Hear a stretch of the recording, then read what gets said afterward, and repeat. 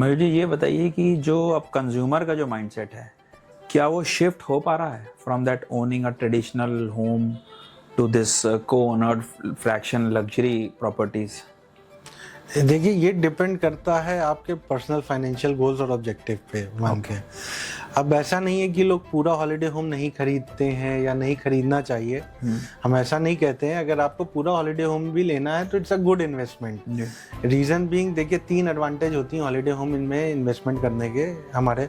पहली चीज़ है लो acquisition cost. लो acquisition cost से मेरा मतलब है, अगर आप आज की डेट में दिल्ली एनसीआर की बात करें, आप एक 2 BHK 3 BHK का अपार्टमेंट भी लेने जाओ तो 5-6 करोड़ रुपए से नीचे कुछ भी नहीं मिलेगा जो आपके पसंद का हो। अब आप कंप्रोमाइज कर लो, 1.5-2 करोड़ में तो कॉम्प्रोमाइज ही करना पड़ता है वहाँ पर। तो but if you want something जिसको लेके आपको प्राइड हो, जिसको आप शो ऑफ कर सको, 5-6 करोड़ रुपए एटलीस्ट आपको चाहिए। तो अब लोग क्या सोचते हैं कि यार मैं अब वही 5-6 करोड़ रुपए की चीज़ आपको रेंट पे लेने जाओगे, 70-80 हज़ार रुपए रेंट पे मिल जाएगी। तो रेंटल यील्ड हार्डली 1% 2% में मिल रही है। तो why you invest so much? उसी की जगह पे आपको फ्री में 3 BHK का विला 3 करोड़ रुपए में ले लो। वहाँ पे आपको अपार्टमेंट नहीं मिल रहा है, यहाँ पे आपको 300 गज का 2400 स्क्वायर फीट का विला मिल रहा है विद द लैविश लाइफस्टाइल, अच्छी एमिनिटीज, एक अच्छे वेदर में, एक अच्छे इन्वायरमेंट में, जहाँ पे आपके हेल्थ बेनिफिट्स भी हैं।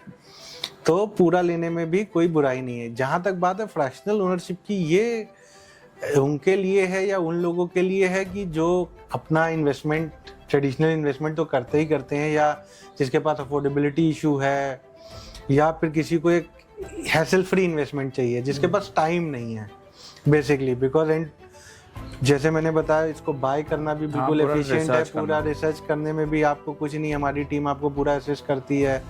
और मोस्टली हमारे जितने भी प्रोजेक्ट हैं, they are primary market, source from primary market. तो आप बिल्डर का प्रोफाइल हो गया, आप बिल्डर की प्रॉपर्टी के बिल्डर से भी इंक्वायरी कर सकते हो, आप जो भी प्रॉपर्टी हमारे प्लेटफॉर्म पे लिस्टेड है, और उसको खरीदने के लिए भी पूरा सीमलेस प्रोसेस है। उसके बाद आपको उसको मेंटेन करना, मैनेज करने की भी कोई हैसल नहीं है। एंड टू एंड मैनेजमेंट दे रहे हैं। उसको रेंट पे भी हम उठाते हैं, उसको आपको लिक्विडेट करना है वो भी हम करके देते हैं। तो जिनके पास टाइम नहीं है, और या पैसा नहीं है, या फिर इतना ज़्यादा नॉलेज नहीं है उनको इतना डिस्कवरी करने का रियल एस्टेट के, तीनों ही नहीं है तो सबसे बेस्ट है। तो सबसे बेस्ट है, इजी है, एक छोटा इन्वेस्टमेंट है, रिस्क फैक्टर बहुत ही कम है। रिस्क और रिवॉर्ड रेशियो देखेंगे तो reward ratio is very high, reward side is very high in terms of risk जितना आप ले रहे हो। तो दोनों ही डिपेंड करता है आपके ऑब्जेक्टिव पे कि why you wanted to invest. और अगर आप लॉन्ग टर्म रिटायर होने के बाद परमानेंटली रहना चाहते हो तो आप पूरी यूनिट खरीद सकते हो।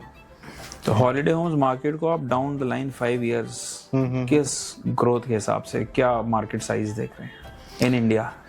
देखिए, जैसे मैंने बताया था, बाय 2030 सारे सर्वे बता रहे हैं कि 10 बिलियन तक तो पहुंच ही जाएगा। ओके। बट अभी करेंटली कितना है? अभी 4 बिलियन के आसपास है। ओके। अगले 2 सालों में 6 बिलियन होने की संभावना। कोविड के बाद जो एकदम से बूस्ट आया, उस समय कितना था? कितना अभी तक? 1.2 बिलियन था around Covid. 1.2 in 2020-21, 4 currently in 2025, और 6 in 2026 तक 6 मानिए, 2026 तक 6 बिलियन, हाँ 30 तक 10 बिलियन। 30 तक 10 बिलियन। ये ट्रेडिशनल हॉलिडे होम की बात कर रहे हैं। लेकिन अगर इसमें फ्रैक्शनल ओनरशिप का भी कंट्रीब्यूशन और भी जो नए नए इनोवेटिव प्रोडक्ट आ रहे हैं तो 12, 14, 15 बिलियन तक ही आराम से जाने की संभावना है। अगर मैं और आपको पीछे लेके जाऊं, अगर आप हॉलिडे होम का हिस्टोरिकल डेटा देखें तो इन 2014 हॉलिडे होम ने रेसिडेंशियल रियल एस्टेट मार्केट का इंडिया में 30% कंट्रीब्यूट किया था। Okay. Which is a very big number.